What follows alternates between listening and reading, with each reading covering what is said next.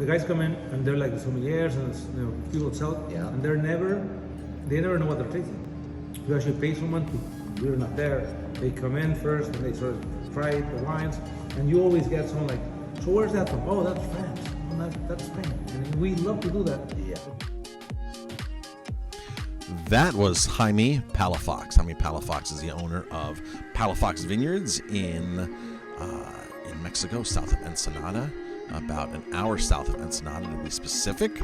And he was talking about how he loves to blind taste sommeliers, and sommeliers have no idea where the wine's from, his amazing wine. They always guess France or Italy or something like that. So, Jaime Palafox, his family's been in the wine business for 3 generations here. They have ties to the last 200 years of winemaking in this region. They are known to produce some of the best wines coming out of Mexico, specifically Baja. Their winemaker is Lulu. Lulu is the hotshot winemaker that calls Bruma her home and consulted some other places, and she has known Jaime for quite some time, so it was a natural fit for her to be the winemaker here. In fact, Jaime had brought her back from France, originally from here, so she makes the wine here. We absolutely love Palafox's wines, and Jaime just is an amazing person. The hospitality is amazing here. He doesn't let you leave when we show up, and that's what we just love about him. There's always something interesting, great wines, and we've been here twice, and we can't wait to go back. So, if you're in the Ensenada area in Baja, you would directly go about an hour south into the next wine valley down there, where Santo Tomas is, Santo Tomas Valley right there. And there's several wineries down there. When you do travel down in this area, there is not as many tasting rooms. There's definitely not as many restaurants, so go prepared when you head down to this area. However, the wines they make down here are superb. I mean, superb. The Chenin Blanc here, the Tempranillo, the Nebbiolo, everything they're making is just amazing, amazing quality. So come check it out, and we're going to jump into the rest of this time we spent here with Jaime at his vineyard with our friend Jim and Shannon. And he's just going to tell you about his philosophy and get in depth here about some of the wine. So enjoy the video here, and check out VIPWineryVacations.com for upcoming tours to Mexico, Italy, New York, and other wine regions. It's being in the U.S. market is good for us because it's a more competitive market. So it's good to know if you're really competitive. If you're competing. Yeah, I mean You guys are. It makes you a better producer, I think. Just to be there and to have people tell you if they like it or not. Here's an interesting thing that I've heard while I've been in Mexico, and I've had a Mexican chef, and it reminds me of Miguel. Would you like some water, sparkling water? You guys are so humble. We have. Thank you. Mexican people seem very humble, and you guys are already great. You know, so it feels like there's this competition, or that it's Mexican wine, but for me, it's just fantastic wine, period.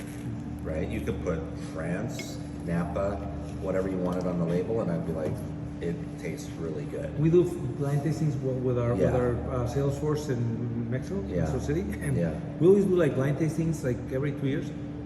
The guys come in and they're like the sommeliers and people sell it, and they never know what they're tasting. You actually pay someone to, we're not there.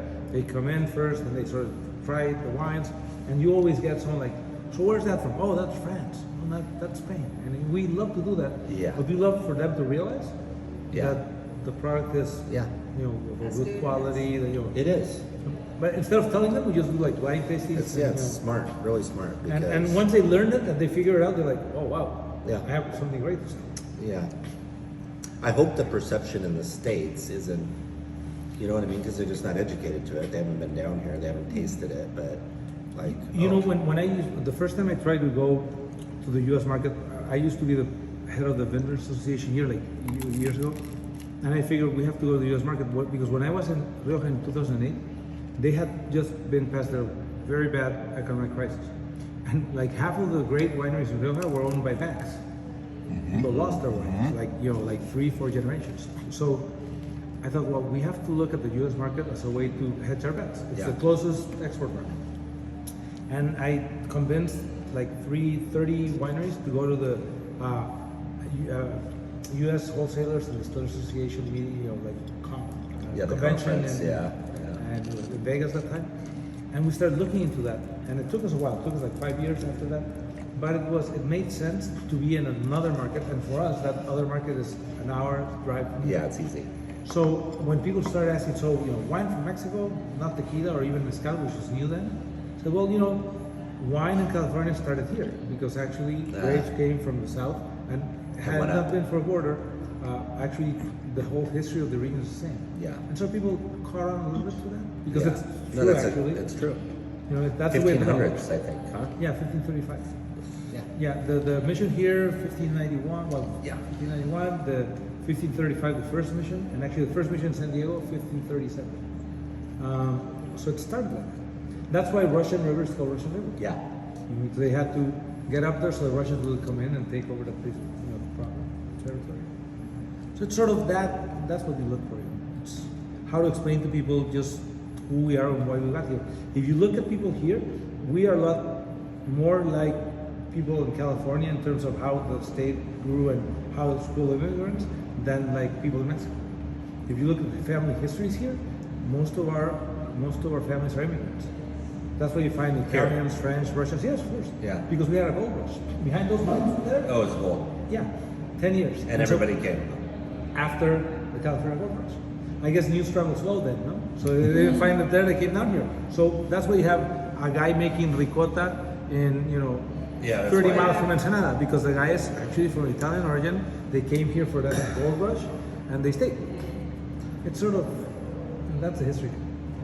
But it's just, when you... It's what every community is needing right now, right? When you realize the reason it's great is because people from everywhere brought their talents and their... That's what you have here, Japanese, Yeah. Chinese, Russians, Oregon. Yeah. Italian. I was telling them I want to go to Mexicali because I want to see the Chinese. Have some Chinese food and just it's incredible. learn more about that, right? It's much better than here. It's incredible. It's Cantonese based and Szechuan. Cantonese, right? Some Hunan and Szechuan, but mostly Cantonese. I was reading that people still from China will retire in Mexicali. Yeah. So. And they just redid their Chinatown. Oh, they did. It's wonderful. Yes. Yeah. It used to be just abandoned for a long time. Yeah. But it's it's an interesting area because it's quite different from Mexico. Yeah. From the rest of the country. We're the only temperate climate coast in Mexico. It's very different. In a lot of ways, it's closer to California. Yeah. Our families are closer. I mean, half of my family on my mother's side is in California. On my dad's side as well. Mm-hmm. They actually came here before the border was actually enforced. Oh, really? Yeah, before the 1929 crash. It wasn't even enforced. My grandmother used to tell me that she could actually go to Mexicali, and the closer grade school for her was across the border in Calexico. So she would walk, it's the middle of the street, cross the border, no border, no. Yeah. And go to school, come back.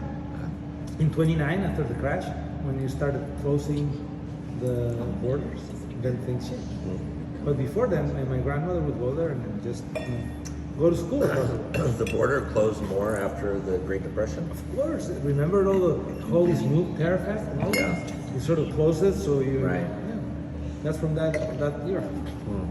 So that I remember my grandmother told me that story because she used to go to, grade school in California. Yeah. When she went to school, that's the closest one that used to be just on the other side of the Yeah. border. Yeah. So we have a common history. We just don't realize it.